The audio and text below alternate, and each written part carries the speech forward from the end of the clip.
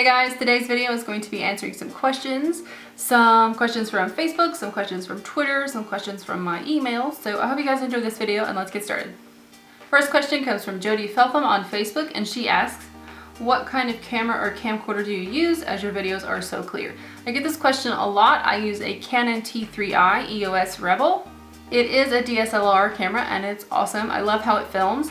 The only kind of drawback that I have with it, other than it doesn't have autofocus, which is a total pain, is that the microphone is really bad. It's really terrible. If you do buy the camera, you'd probably have to get a microphone as well.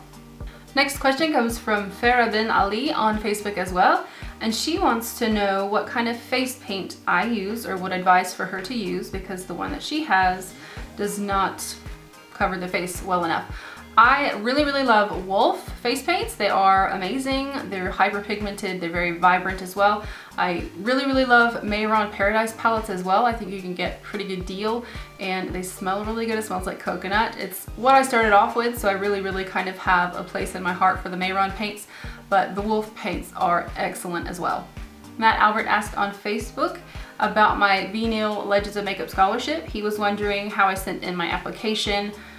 Did I mail it in or did I send it in electronically? I created a PDF file actually of all of my makeup and I kind of put them in categories. It ended up being like 20 pages of pictures and there was maybe 3 or 4 pictures on each page, but I kept it very simple and there's just very minimal captioning going on. I wanted the makeup to really stand out and, you know, speak for itself. So that's how I did that. Millie Redup says she's going to be starting a theatrical makeup course next month and she wanted to know what kind of brushes or what brands of brushes I use. Honestly, brush question gets asked probably every other day and brushes are kind of a personal thing. Whatever you like, you're just gonna have to experiment and see what you like. I do think crown brushes would be a good option as well as Mayron brushes. I really like the Mayron brushes. Art store brushes are a fantastic place to start. Just go to like Michael's or a craft store and look at their brushes and just kind of pick out some filbert style brushes which are kind of rounded. They look like a paddle. Pick out some of those. Pick out some like fine detail brushes as well as maybe some pointed type brushes. I don't know what they're called, but yeah. Brushes are kind of just an experiment until you find something you like kind of thing. Kaylee sent me an email and she says, hello Goldie's Darling, I'm a great big fan of all your videos on YouTube and love watching them over and over again. Anyway, I'm 13 years old and I'm a female. My name is Kaylee. I love doing special effects makeup on myself and all of my family members think I'm good at it. I don't use professional makeup though. I don't use liquid latex or scar wax and I don't use rigid collodion either. Is it okay to do that or should I use professional makeup? Kaylee, my dear, you use what you have. When you're learning, it's definitely one of those processes. You can use pretty much gelatin in the house, you could use flour, you could use all types of things to do whatever you want to do.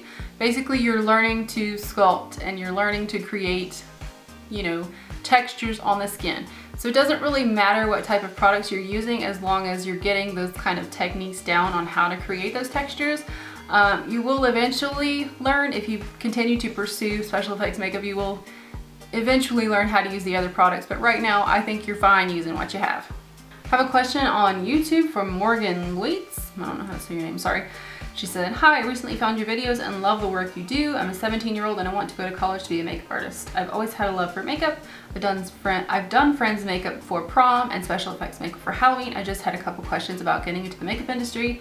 If you could respond to them, that'd be great and be very helpful to me. Where/how do you start? How long do you have to go to school to become a makeup artist? Thank you for your time. First of all, you don't have to go to school to become a makeup artist. It's not required.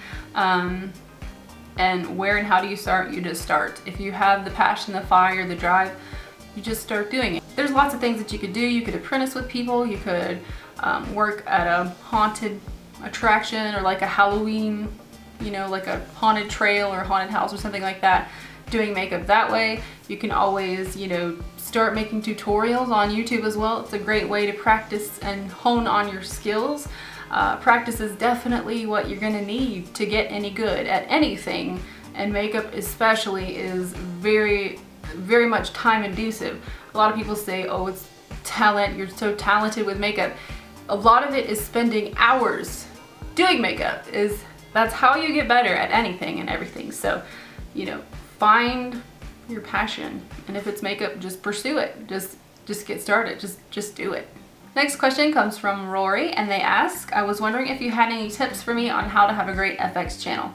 I would say try to make your tutorials as realistic as you can, you know, make your wounds look realistic if you need to practice a couple times, and then film it. Just, you know, make it realistic, because people really like that. People really respond to that. People kind of get creeped out sometimes. But yeah, otherwise, you know, just be consistent with them and be informative and be realistic with your tutorials. I did want to address the questions about third degree, which is a silicone modeling compound that I use in pretty much every FX tutorial. And people always ask, can I substitute such and such for this? Can I use liquid latex, scar wax? Can I use gelatin for the, you know, in place of third degree? Absolutely you can. And you use what you have. I just personally prefer third degree because it's easier to remove and it's just easy to sculpt with, and I really like how it comes out. It's translucent because it is silicone, so it's most like skin, and I really like it. I do get questions about the color that I use, and I use the light flesh tone. If you're looking for something that's going to be universal, you would go with a clear. If you have darker skin, you would go with a darker skin tone. Just depending on who you're going to be using it on, the clear can always be colored to whatever skin tone you're working with. So keep that in mind. That'd probably be the best way to start. I also get a ton of questions about makeup schools. Did I go to makeup school? Where would I suggest going to makeup school? And first, let me say I've never been to school. I've taught myself pretty much everything right here in my room on my own. Through practice and also through, you know, forums and watching, you know, tutorials and stuff. So you can definitely learn a lot on your own, but I do think makeup school is an awesome opportunity if you have the chance to, especially if you want to do what I want to do, which is prosthetics and, you know, creatures and things of that nature. I am going to be going to school this fall, and I'm super excited about it, obviously. A lot of you asked me about that, and I am going to cinema makeup school on a scholarship, so I'm very ready to learn, because I feel like I can't learn what they teach here in my bedroom because there's not room for that. There's not a shop. I don't have like ovens to bake foam latex and all that stuff. So if you really want to go into movies and things like that, you probably need that. Plus you're going to have a lot of opportunities to network and a lot of, you know, amazing instructors that are going to teach you what you need to know. So school is definitely a good option if you want to do this for real. And I've researched several schools. I researched cinema makeup school, and I ideally wanted to go there, and I think it's a great place. There's a lot of people that are in the industry that are working makeup artists that are teaching at the school, so definitely an option. Check it out. Do all of your research though before you decide, because that's so important. I've had friends tell me that Mud Makeup Designer is a great school. I've also had people tell me that Vancouver Film School is a great school. Sukulam 79 actually went there, and she had an amazing experience, I believe. And then there is Tom Savini School, which I think is in Pennsylvania. It's at like I think it's at a community college, but it's a pretty intensive thing. And I'm a fan of Tom Savini, so, you know, if you read Grand Illusions, his books, you'll kind of be a fan too. But otherwise, that's my advice on school.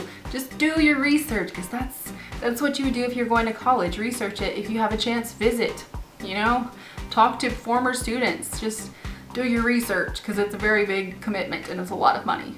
Alright guys, that's it for this questions video. I hope you enjoyed it. If you did, please give me a thumbs up. If you really enjoyed it, please give me another thumbs up. And I hope this was helpful. If you have any questions, leave them in the comments below. I might make another video. And yeah, thanks guys for watching. See you soon. Take care. Bye.